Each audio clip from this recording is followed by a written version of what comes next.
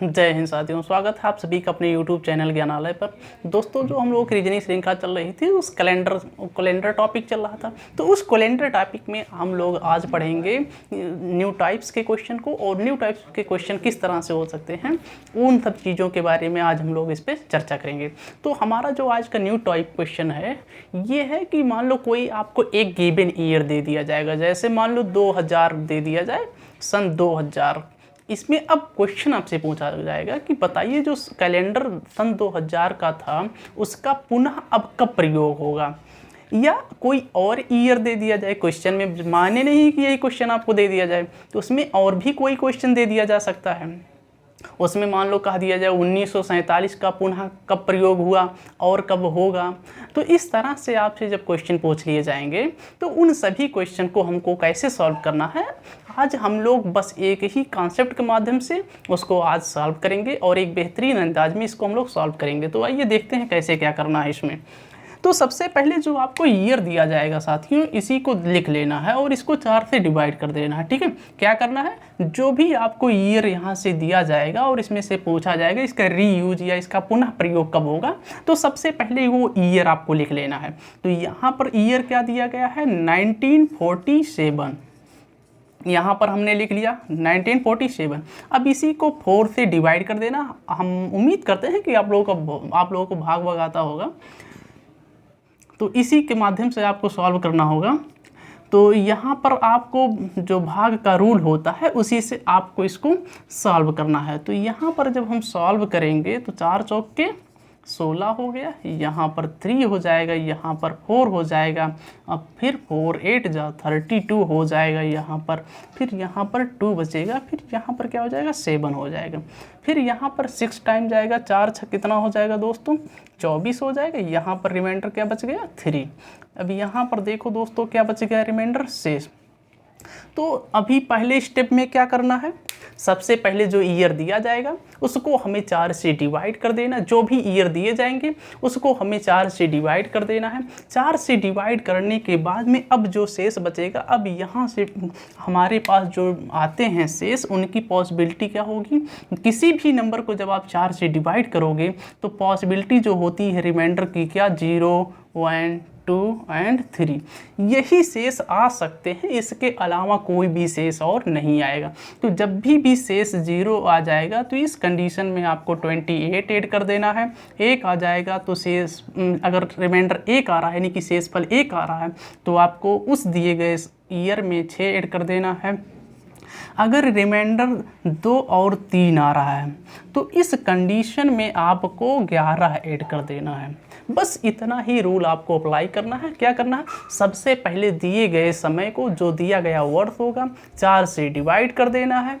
4 से डिवाइड करने के बाद में रिमाइंडर अगर 0 आएगा तो 28 ऐड करना है। 1 आएगा रिमाइंडर तो आपको 6 ऐड करना है। 2 और 3 आ जाते हैं शेष, तो आपको इस कंडीशन में 11 उस दिए गए वर्थ में ऐड कर देना है। तो यहाँ पर दोस्तों आ गया शेष 3।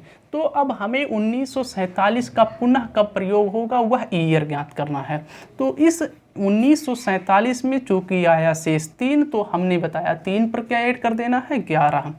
तो हम यहाँ पर क्या करेंगे, 1947 में 11 ऐड कर देंगे। यहाँ पर हम क्या कर देंगे, 11 ऐड कर देंगे। तो यहाँ से 7 + 1 8 हो जाएगा, 4 + 1 5 हो जाएगा, 9 ऐसे हो जाएगा। और ये यानी कि जो अब हमसे क्वेश्चन पूछा गया था कि ईयर 1947 का रीयूज कब होगा, यानी कि उसका पुनः प्रयोग हम लोग कब कर पाएंगे, तो यहाँ से आप लोगों ने देखा कि उसका जो पुनः हम लोगों ने प्रयोग किया 1958 में, यानी कि 1958 में इसका पुनः प्रयोग हुआ। अब इसका कब पुनः प्रयोग हुआ, तो इसको हम पुनः 4 से डिवाइड कर देंगे। जब हम इसको पुनः 4 से डिवाइड कर देंगे तो इसमें से कोई भी जो आपको रिमाइंडर मिलेगा, बस इसी के हिसाब से उसमें ये नंबर ऐड कर देने हैं, वो आपका निकल के आ जाएगा नेक्स्ट ईयर की। मान लो जो 1947 था उसका एक बार यूज़ यहाँ हुआ, फिर इसको डिवाइड करेंगे, जो आएगा ये ऐड कर देंगे, फिर होगा। अब आइए हम लोग अपने नेक्स्ट क्वेश्चन की तरफ बढ़ते हैं और देखते हैं कि अगर मान लो रिमाइंडर 0 1 या 2 आ जाए तो उस कंडीशन में हमें इसको कैसे अप्लाई करना। सेम कॉन्सेप्ट यही होगा।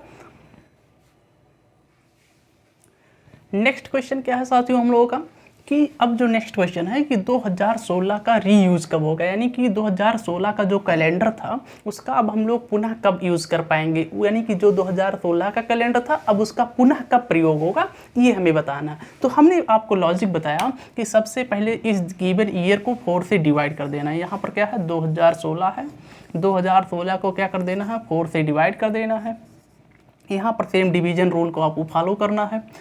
यहाँ पर हो जाएगा 20, यहाँ पर ये हो जाएगा 0, इधर से आएगा 1, इधर से 6, यहाँ 0 बढ़ा दोगे फिर क्या हो जाएगा 4 4 जा 16, ये पूरा क्या हो जा रहा है कट जा रहा है। यानी कि यहाँ पर आप लोगों ने देखा कि इस कंडीशन में जो शेष आ रहा है क्या हो जा रहा है 0।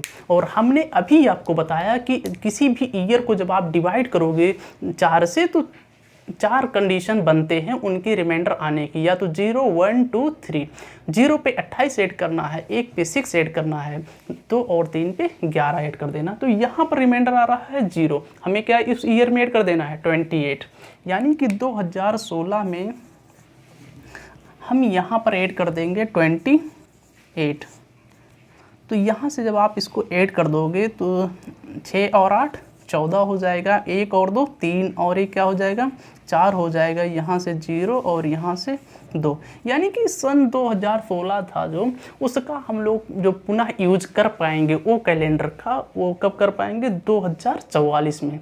यानी कि जो 2016 का कैलेंडर है उसका पुनः प्रयोग कब होगा 2044 में साथियों। तो इस तरह से आप लोग किसी भी प्रश्न के उत्तर को आप लोग आसानी से प्राप्त कर सकते हो, बशर्ते क्या करना है दिए गए वर्ष को 4 से डिवाइड कर देना है। 4 से डिवाइड करने के बाद में रिमाइंडर इसमें से जो भी आएगा इसी के अकॉर्डिंग उस गिवन ईयर में आपको ऐड कर देना है। अब आइए हम लोग नेक्स्ट क्वेश्चन की तरफ बढ़ते हैं और जो कि इस सेशन का लास्ट क्वेश्चन होगा। तो आइए दोस्तों अब इस क्वेश्चन को हम लोग सॉल्व करते हैं। क्वेश्चन क्या है कि वर्ष 1717 का पुनः प्रयोग कब हुआ या कब हो सकता है या कब इसका प्रयोग हुआ। तो यहाँ पर देखिए क्या दिया गया है ईयर, बस हमें केवल व केवल क्या मतलब है जो ईयर दिया जाएगा उससे मतलब है, और इसके बाद में यहाँ पर एक कंडीशन होना चाहिए कि वह उसका प्रयोग कब होगा या रीयूज, वहाँ पर एक वर्ड मिल जाए।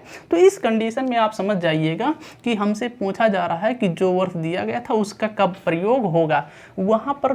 तो हम लोग क्या करेंगे इसी ईयर को सेम ऐसे लिख लेंगे और इसको हम 4 से डिवाइड कर देंगे। जब 4 से इसको डिवाइड करेंगे तो जो रिमाइंडर आएगा उसी के अकॉर्डिंग गिवन ईयर में हम उसको ऐड कर देंगे। तो यहाँ पर जब हम 4 से इसको डिवाइड करेंगे तो 4 4 जा 16 हो जाएगा, यहाँ से 1 यहाँ से 1 हो जाएगा, तो 4 2 जा यहाँ से हो जाएगा आपका 8, यहाँ से हो जाएगा 3, यहाँ से हो जाएगा आपका 7, फिर यहाँ पे 4 9 जा 36 हो जाएगा, और यहाँ से रिमाइंडर क्या आ गया आपका 1। यहाँ से आपका जो शेष आ गया दोस्तों वो आ गया 1। तो अब ही हमने बताया कि क्या करना है, सबसे पहले गिवन ईयर को 4 से डिवाइड कर देना है। 4 से डिवाइड करने के बाद में जो रिमाइंडर आएगा 0 आएगा तो 28, 1 आएगा तो 6, 2 और 3 आएगा तो 11 ऐड कर देना है। क्योंकि इस क्वेश्चन को जब हमने सॉल्व किया तो शेष आ जा रहा है 1, और तब हम इसमें क्या करेंगे 1717 में हम लोग इसमें 6 ऐड कर देंगे, यानी कि 1717 प्लस 6। अब जो आंसर होगा वही हमारा मेन आंसर हो जाएगा, तो 17 6 23 हो जाएगा। यानी कि जो कैलेंडर था 1717 का वर्ष उसका हम लोग पुनः कब यूज़ कर पाएंगे, वर्ष उसका यूज़ कब हुआ था, रीयूज़ कब हुआ था 1723 में। अब पुनः अगर प्राप्त करना हो कि इसका कब रीयूज़ होगा, फिर इसको हम लोग 4 से डिवाइड करेंगे, फिर जो रिमाइंडर मिलेगा फिर उसमें ऐड करेंगे, फिर अगर उसमें से पुनः पूछा जाएगा कि इसका कब यूज़ करेंगे तो हम लोग पुनः उसको 4 से डिवाइड करेंगे। इसी तरह से हम किसी भी क्वेश्चन में किसी भी वर्ष को हम लोग 4 से डिवाइड करते हुए उसका जितनी बार हमसे रीयूज पूछा जाए निकाल सकते हैं। तो आई होप दोस्तों आपको ये कॉन्सेप्ट अच्छी तरह से समझ में आ गया होगा, और आप लोग इसको और भी क्वेश्चन को सॉल्व करिएगा, इसमें अपने तरफ से कुछ ईयर सोचिएगा, उसको डिवाइड करिएगा और इसी तरह से उसमें ऐड करिएगा। अब अगली वीडियो लेक्चर में हम लोग मिलेंगे, तब तक के लिए जय हिंद साथियों।